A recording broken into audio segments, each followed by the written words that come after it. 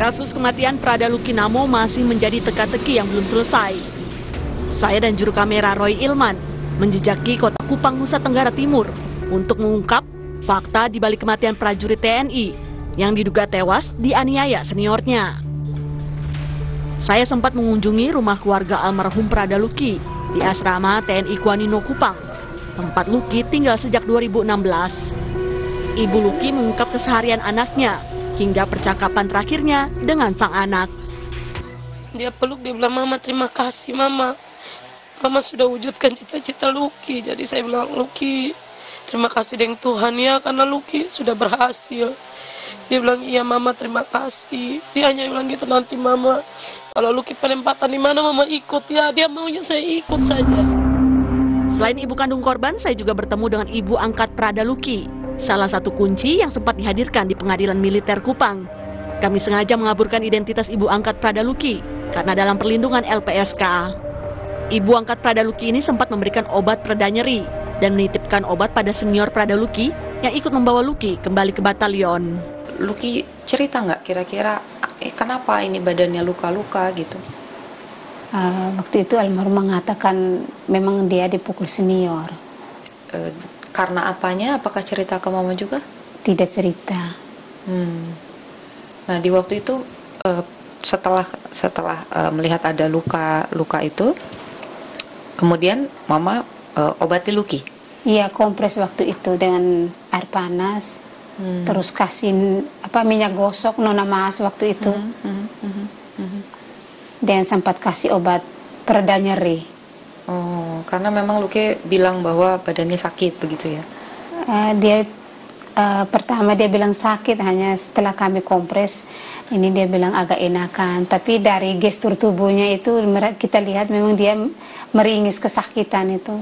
Mau tidur saja dia susah. Kelihatan luka yang infeksi apa itu belum ada, tapi di rumah sakit itu sudah ada.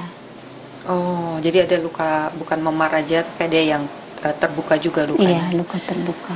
Dan posisinya juga letaknya tidak hanya di punggung ya, Mama? Ada di bagian dada dan perut itu sudah ada. Di ruang persidangan, 22 terdakwa dihadirkan sejak 3 hingga 5 November lalu. 6 saksi juga dihadirkan auditor, termasuk dokter yang menangani almarhum Prada Luki. Dokter mengatakan salah satu penyebab kematian Prada Luki adalah gangguan pernapasan akut. Namun untuk mengetahui penyebab pasti kematian, hanya bisa diketahui lewat otopsi. Dalam diagnosa kematian almarhum di tanggal 7 itu disebutkan juga bahwa salah satu penyebab kematian almarhum itu adalah ARDS, Acute Respiratory Distress Syndrome, atau kayak gangguan pernafasan akut. Apakah itu ada korelasinya dengan yang saudara sampaikan tadi? Ada korelasinya yang banyak dengan adanya cedera pada jaringan paru. Otomatis dia akan mempengaruhi pola pernafasan pasien. Pola pernafasan pasien mempengaruhi kadar oksigenasi yang bisa dihasilkan oleh pasien. Nah, kalau pada suatu titik kadar oksigen pasien yang dihasilkan oleh pasien tidak mampu mencukupi kebutuhan dari tubuh pasien, maka dia akan muncullah sindroma-sindroma yang menyebabkan gangguan dari pola pernafasan tersebut. Nah, sindroma tersebut ya kita istilahkan dengan acute respiratory distress syndrome, yaitu pernafasannya yang terganggu. Sidang lanjutan kematian Prada Luki kembali digelar Senin 10 November mendatang di Pengadilan Militer 315 Kupang. Tidak hanya keluarga almarhum yang menanti keadilan dari kasus kematian anaknya, namun masyarakat juga melihat penyelesaian kasus ini dengan terbuka. Fakta-fakta terungkap dalam proses persidangan yang digelar di Pengadilan Militer 315 Kupang. Akankah keadilan berpihak pada Prada Luki Namo dan juga keluarga?